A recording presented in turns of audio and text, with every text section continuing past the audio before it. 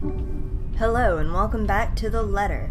When we last left off, Ash and Isabella went and met Professor Andrew, and they didn't really tell him anything useful, but they did talk about the picture, or the letter. Continuing on, they all continue to bug me after we've left the coffee shop. I don't even notice when Ash takes a different turn on our way back. Where are we going? You can drop me off at the park. Guess. You have 3 chances. I'm serious, Ash. Where are we going? He doesn't answer, but shortly he stops his car in front of a small, nondescript food stall a little ways away from the movie house. If I wasn't paying closer attention, I would have missed it without a doubt. He motions for me to wait as he gets off the car and walks in its direction. You mean get out of the car? Okay. Sheesh. If you want to buy something, just say it. No need to make yourself look mysterious. It makes you look even more like a dork than cool. The wait isn't long, however. Soon he's walking back holding 2 fish-shaped cones in both hands. Ice cream, parfait, cross of the 2.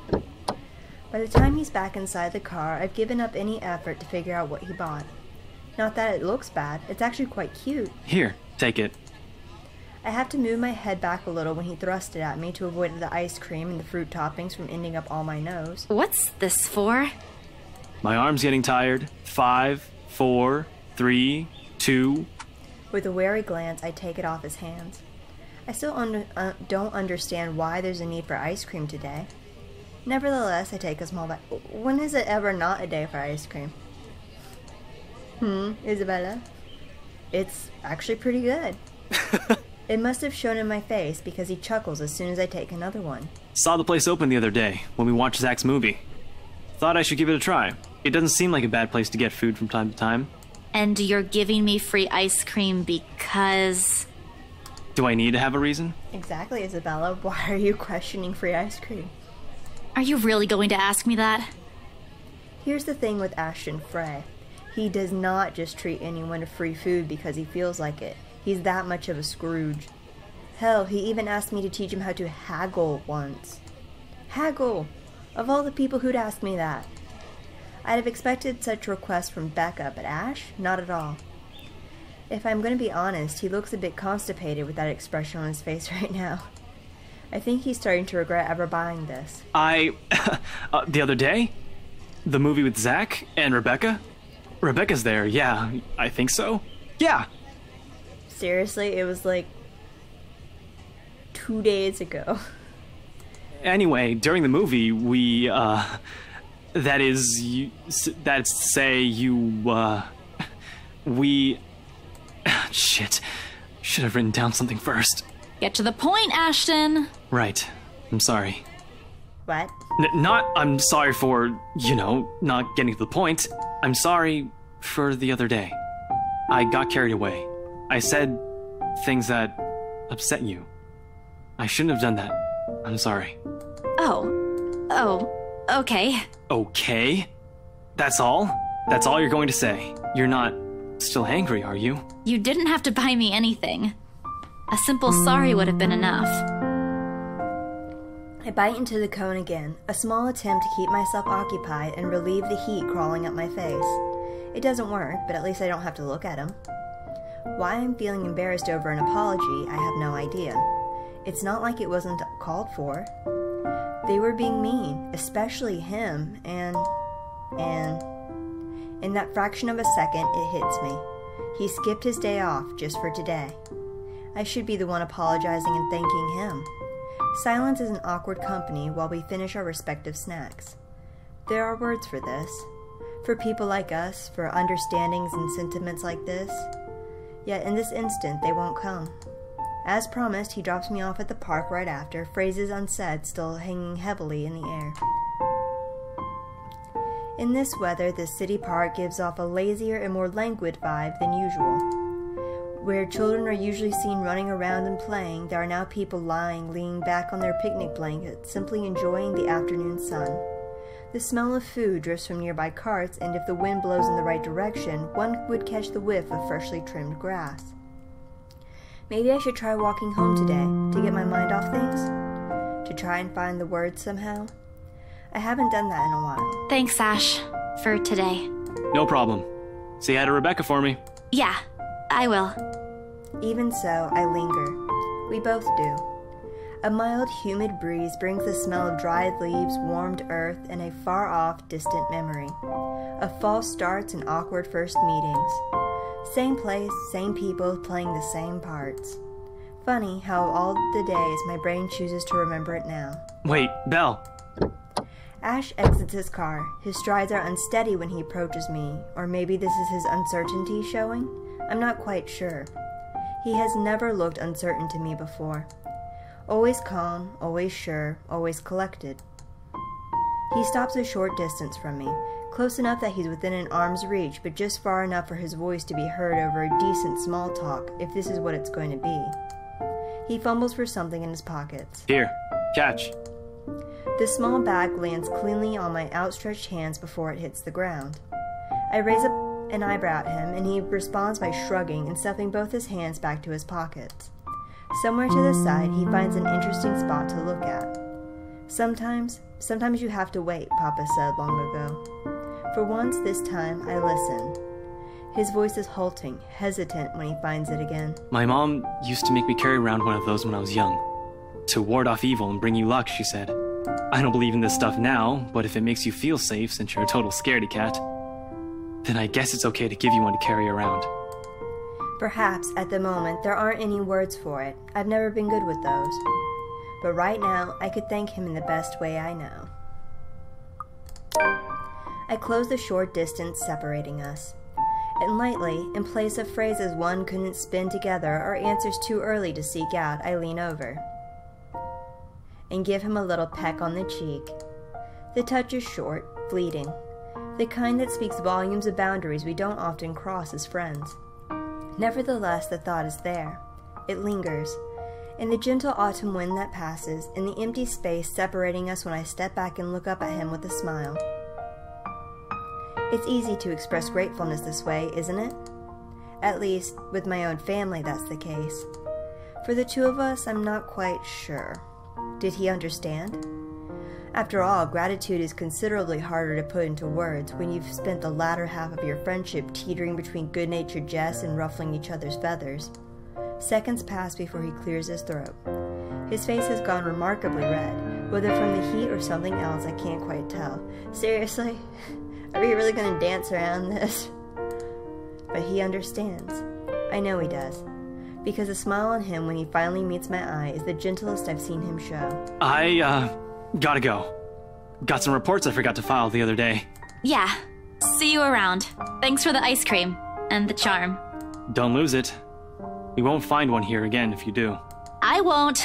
I might move like I have 2 left feet, but I know how to take care of my own stuff. I'm not a total klutz. I know. And Belle, remember that one time? Devlin Court? Oh, I do. With all the clarity in the world. You... At the time, when we... What I'm trying to say is that you can rely on me. If something... anything happens. Not the exact same thing, of course, but... you get the idea. I'll be around. I'll keep that in mind. I'm not sure if You're they not ever that bad explicitly after all. say it, but... like her first case, selling a house, she ended up finding a dead body stuffed in a sofa.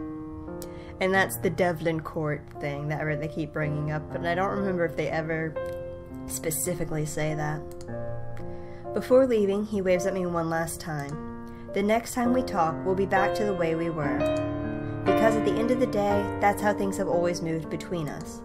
What we're familiar with, what we're comfortable with. But for all that, it's always easy to put my own faith in him. I just hope I can keep them safe. Keep him safe. A light wind blows again, sending dried leaves swirling and the distinct smell of earth into the air. For the first time, the sunlight feels less harsh. Maybe a walk is good? I need to visit the grocery, too. Come to think of it, wasn't there an art store that opened recently near the park?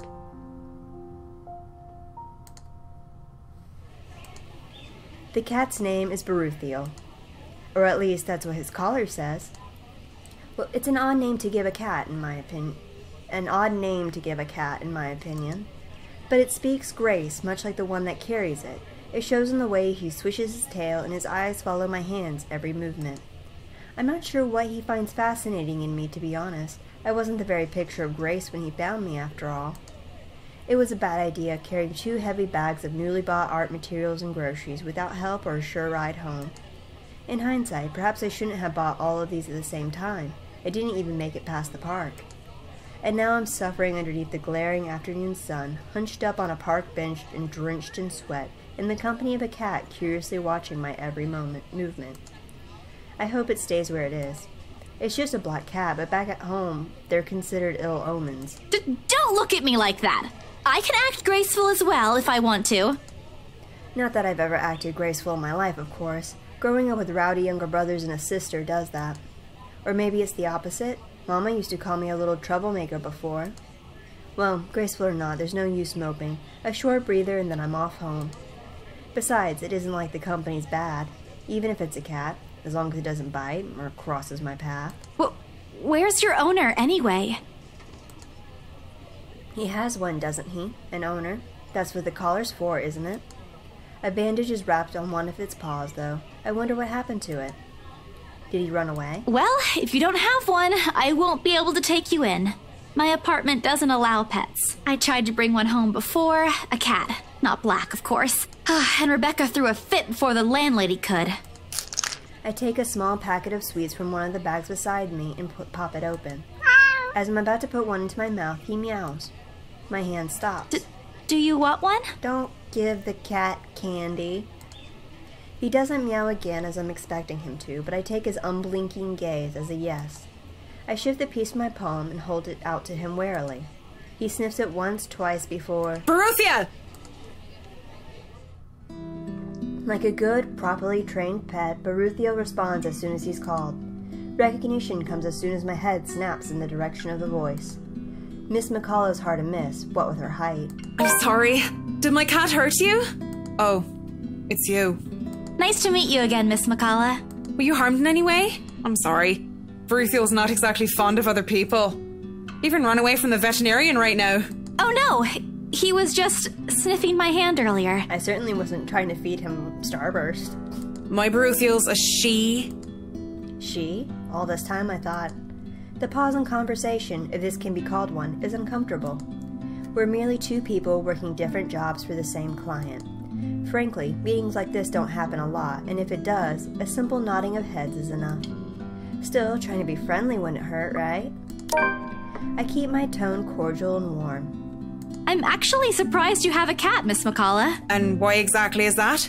There are a lot of people who have pets. Yeah, but not a black one. I'm amazed you're taking care of one. I don't understand what you're trying to get at. Is there a problem with my cat? No, not at all. She's very sweet. Just in other cultures, aren't they a sign of bad luck? Back at home it is. My grandmother used to tell me stories about it and... Nothing has happened to me so far. Displeasure is evident on her face. Ah, of course. I'd forgotten that for other people, black cats are an omen of good luck. There you go again, running your mouth off, Isabella. I rack my brain for a way to remedy the situation, but she holds out a hand. This is a good place to stop and end this conversation, don't you think so? It is good to see you again, Santos. A complete dismissal if I've ever heard one. I watch her as she leaves, though she stops shortly before crossing the threshold separating the park and the street. She faces me again, looking like there's something she has forgotten to say. By the way, about the Ermengarde mansion, with my clients, it's the rights. I mean, I hope you don't mind me asking, but has the deal been finalized? There's still a few papers they need, but the house is more or less theirs now. Ah, thank you. That's all I needed to know. Wait, about the mansion. The letter, the same one they saw. Whoever she is, she's asking for help. Someone. I want to tell Miss McCullough about the urban legends aren't just legends anymore. They're real. She's not gonna believe me. Don't mind me. I need to go too. Have a good day, Miss McCullough. I hasten to pick all the bags I've left on the bench and ran as far as my legs can take me. In that moment, what I'm carrying in my hands weighs far lighter than the overwhelming guilt trying to consume me. Home. I want to go home. Anywhere where I won't be reminded of the house. Of her. Of my own cowardice. The food tastes less appetizing tonight. A pity. One would think that someone who had been on a continuous binge of instant noodles would find a home-cooked meal enjoyable, but it isn't. Hunger isn't what is gnawing at me tonight. Neither are my sore muscles. The TV runs loudly in the background, but what it says barely registers in my brain. It's hard when the things you're trying to forget keep returning to the forefront of your mind. It distracts you, eats at you, devours you. I wish this would stop. I wish I wasn't the one who picked it up. I wish it was somebody else. In other local news, a woman was found dead in her home yesterday evening. Luxbourne police officials are currently investigating the crime scene, but has classified the case as homicide. Huh? The victim, identified as Rose Pamela Cooper, 33 years old, working as a real estate agent. Rose? Discovered lying in a pool of blood in her two-bedroom flat with the words "Help me" repeatedly written on the walls. No. This isn't what I want. This isn't supposed to happen. None of this is supposed to happen. No one's supposed to die. Those are just stories, right? Legends. That's what everyone has kept telling me, so why? And Immediately, I rush to my study table in search of my phone. My hand, cold from dread, clings tightly to it as soon as I touch its edges. A piece of folded paper, the letter, lying unassumingly beside it, slips to the floor when I pick up the device. But I pay it no mind. There are more important things. Right now, I need to call her. I need to call her. I was with her. I was just with her not too long ago and she was okay. No. It isn't Rose, I'm sure of it. I just talked to her and a sob escapes me and hot tears begin to blur my vision. One after another, they trickle down, weighted by the very same guilt I refuse to admit I've been carrying from the start. The same one I've been hiding from. The same one that has put the people I care about in danger. My hands shake as I navigate to Rose's number on my contacts list. She'll answer, right? That's what she always does. She'll pick it up, tell me to turn down the waterworks, and call me a wuss afterwards. She'll answer. Please answer, Rose. Again and again I dial, whispering, praying, pleading. Come on, Rose! Don't do this to me! Please pick up! I know you're there, Rose. You're not dead. Please tell me you're not. This adds to the series of deaths and disappearances that has plagued Luxbourne in the recent years. The authorities are currently looking at a possible link with the notorious Anselm Butcher case. The TV runs loudly in the background. A deafening static sounds from my phone's speakers, but in my ears I can only hear the screams. Her pleas, her whispers, help me. We are not safe. October 24th, Monday. A buzzing sensation jolts me awake. My body still wants to sleep, to forget what I heard, what I saw last night. But it's there, nudging, prodding at me. Slowly, I become aware of how awkward my position is and the aches that accompany sleeping in a curled-up position the night before, if I even slept at all. The memories are impossible to forget now that Rose is gone. They say it's easier when you say it out loud. Instead, the words weigh heavier on me each time. She's gone. Gone because of me. Gone because of one letter I was too curious to look at. I should have been more careful. I should have just kept my mouth shut. I should have destroyed it before anyone else had gotten involved. I should have... The notification light on my laptop blinks incessantly, mockingly, when I look at it, as if it's calling me back to a sense of normalcy. I check it nevertheless, out of habit more than anything. If this were one of those typical days, I'd happily comply and get myself to our office. To all BRC employees, in light of the recent events, there will be an all-staff emergency meeting from 1 p.m. to 2 p.m. Attendance is a must. Company changes, new hierarchy, and policies will all be discussed during the meeting. Everyone is expected to bring a copy of their own attendance logs and sales reports for the last 6 months to be submitted to your respective managers for review. We are expecting everyone's cooperation. Thank you, blah, blah, blah. Today, my limbs just feel heavy. On one hand, going will keep me busy, take my mind elsewhere. On the other, the place in itself is a stark reminder of what my own fears have cost me. I should just... My hand automatically moves to press the delete button. What's the use? I won't be able to work anyway. Not with this weighing on me. Not with the images flashing in my mind. Not with these voices calling for me. Over and over and over. I flop back on my bed and discard the phone on the nest of pillows to beside me. The TV is still running, I notice vaguely, having been left open the night before, though I have no desire nor interest in it now. Rose is dead, and it's all my fault. Shoving a pillow over my head, I make an attempt to sleep again. Anything, just so I won't feel this heavy feeling in my chest. A cheerful voice with a tinge of hesitance greets me when I answer the sudden call. Hey there! How are you feeling? Good morning, Becca. I just want to check on you. I heard the news. How are you doing?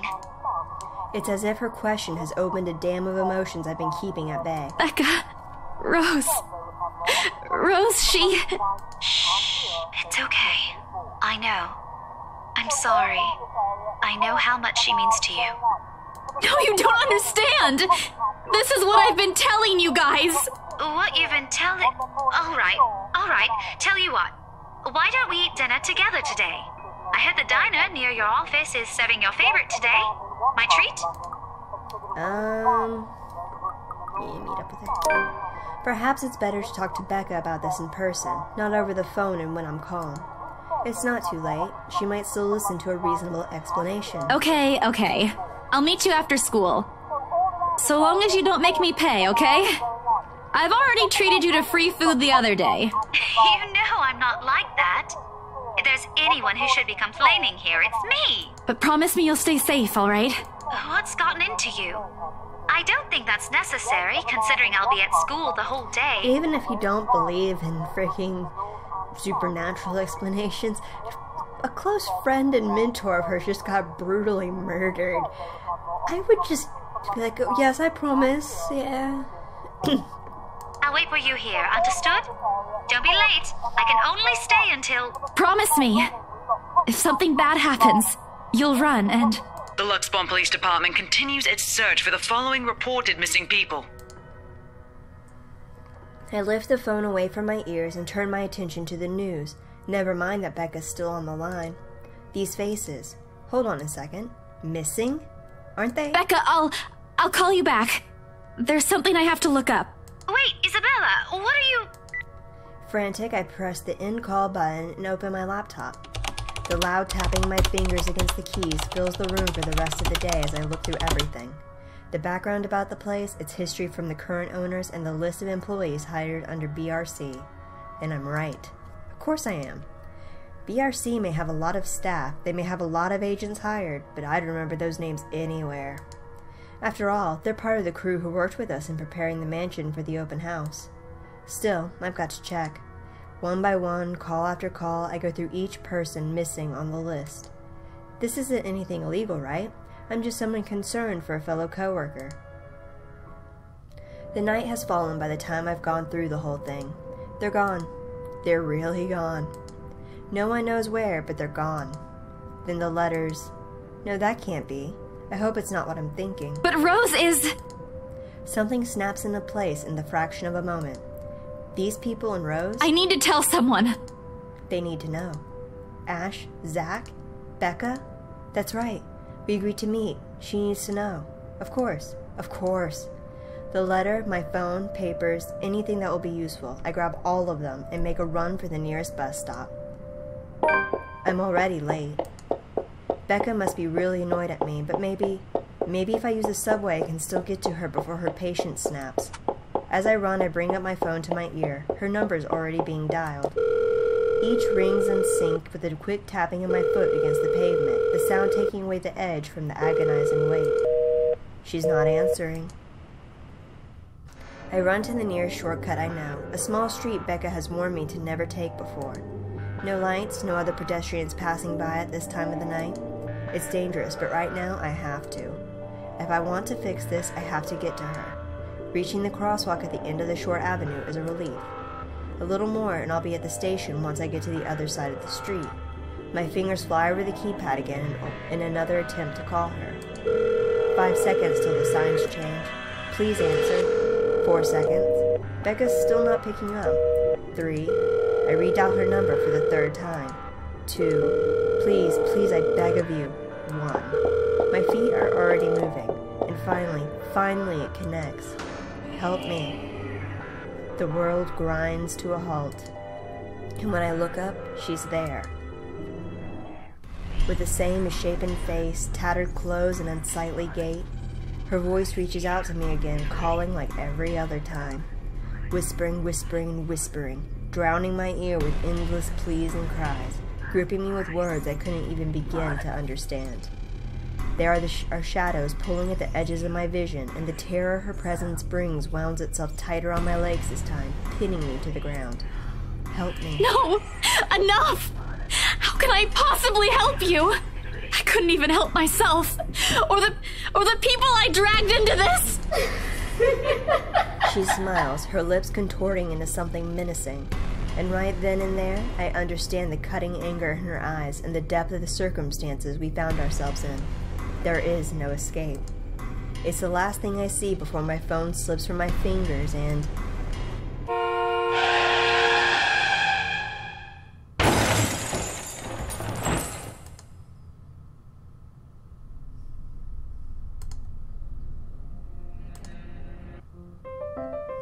End chapter 1. Thank you guys so much for watching, and we'll see you next time. Bye-bye.